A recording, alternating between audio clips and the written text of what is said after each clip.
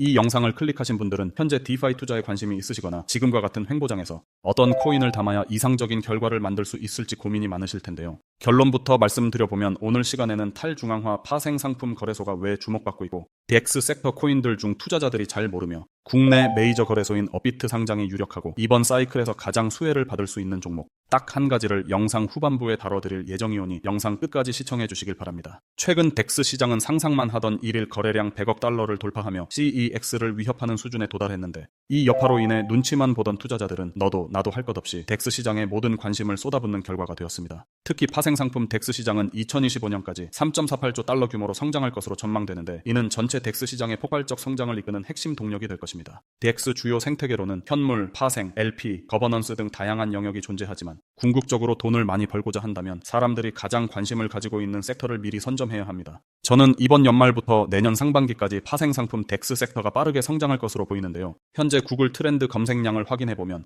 덱스는 CEX 검색량을 크게 앞지르며 많은 관심도를 보여주고 있습니다. 오늘 시간에는 덱스에서 파생되어 유망한 저평가된 코인을 분석하는 시간을 가져보았습니다. 이렇게 덱스 열풍이 뜨거운 이유는 딱 짧게 요약해보면 전례 없는 수준의 돈들이 DX 시장에 몰리고 있다는 것인데요. 기사 헤드라인을 보시면 알 수 있듯이 DYDX, GMX, 게인스 네트워크 등 주요 덱스들의 1일 거래량이 100억 달러를 돌파했다고 발표했습니다. 여기서 추가로 DYDX는 코스모스 기반의 V4 버전을 출시하며 덱스 시장의 본격적인 성장을 예고하고 있는데요. 그리고 전 세계 최대 거래소인 바이낸스에서도 150억 달러 규모의 덱스 관련 투자를 추진하며 중앙화와 탈중앙화 거래소의 경쟁은 그 어느 때보다 더욱 심화되고 있는 상황입니다. 바이낸스 그리고 그와 연관되어 있는 DYDX와 GMX 같은 전 세계에서 가장 거래량이 많은 덱스들이 수십억 달러에 달하는 투자 계획을 발표함으로써 이는 세계 각지에 있는 트레이더들과 더불어 암호화폐 시장의 판도까지 바꾸려고 하는데요. 실리콘밸리 최대 벤처 캐피탈이자 코인 투자를 하시는 분들이라면 한 번씩은 들어보셨을 코인 투자를 잘하기로 소문난 초대형 VC A16개지가 이번에 공개하는 보고서에 따르면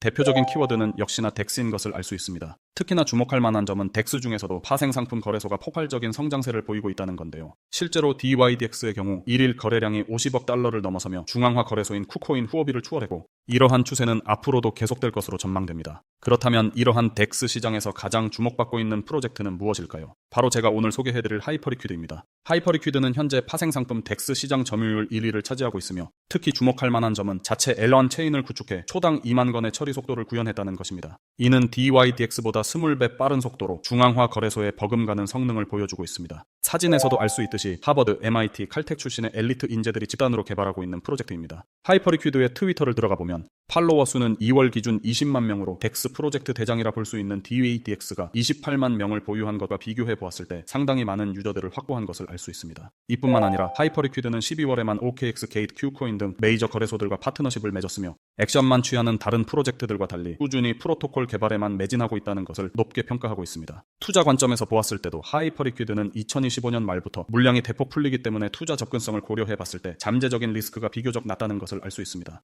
또한 하이퍼리퀴드는 탈중앙화 거래소답게 실제 가치를 창출하고 있는데요. 하이퍼리퀴드의 수요 또한 1월부터 크게 증가하기 시작했는데 하이퍼리퀴드의 1월 일평균 수익은 하루 100만 달러로 이는 하루에만 13억 원에 달하는 수익이 꾸준히 발생했다는 겁니다. 이 추세는 2025년도 상반기가 다가올수록 더욱 증가하게 될 것으로 보고 있으며 하이퍼리퀴드는 이렇게 실질적인 가치 창출을 발생하고 있는 프로젝트이기 때문에 이번 알트코인 사이클에서 덱스 섹터가 도래되었을 때 폴리체인 캐피털, 파라다임, A66Z 등 초대형 VC들의 관심 속에서 DYDX 같은 이미 가격 상승이 반영된 다른 덱스 코인들과 비교했을 때 가격 상승이 충분히 반영되지 않은 하이퍼리퀴드가 이번 덱스 사이클에서 가장 수혜를 받을 수 있는 프로젝트가 되지 않을까 생각합니다. 그리고 이러한 하이퍼리퀴드가 업비트 상장이 유력하다고 보는 이유는 지난 12월 KU초인 상장에 이어서 비트겟에도 상장이 되었고 최근 글로벌 거래소들의 상장 로드맵을 따라가는 업비트의 행보를 보면 하이퍼리퀴드 또한 매우 높은 확률로 멀지 않은 시기에 업비트 상장을 기대해 볼 수 있는 코인이라 생각합니다. 특히 하이퍼리퀴드는 현재 시총 20위권 프로젝트임에도 불구하고 아직 바이낸스나 업비트 같은 최상위 거래소에 상장되지 않은 상태인데 이는 곧 상장이라는 강력한 호재가 남아있다는 의미이기도 합니다. 실제로 바이낸스 공동 창업자 허이는 기술적 메리트와 시장 수요가 큰 토큰을 상장 안 하면 시장 점유율을 뺏길 위험이 있다고 언급한 바 있는데 이는 하이퍼리퀴드와 같은 떠오르는 프로젝트를 의식한 발언으로 해석됩니다. 특히 업비트는 최근 트렌디한 프로젝트들을 신속하게 상장해왔기 때문에 하이퍼리퀴드 역시 상장 가능성이 매우 높다고 볼 수 있습니다. 다만 투자하실 때 주의하실 점은 2025년 말부터 팀 물량이 풀리기 시작한다는 점과 네트워크 보안 이슈가 있었다는 점입니다.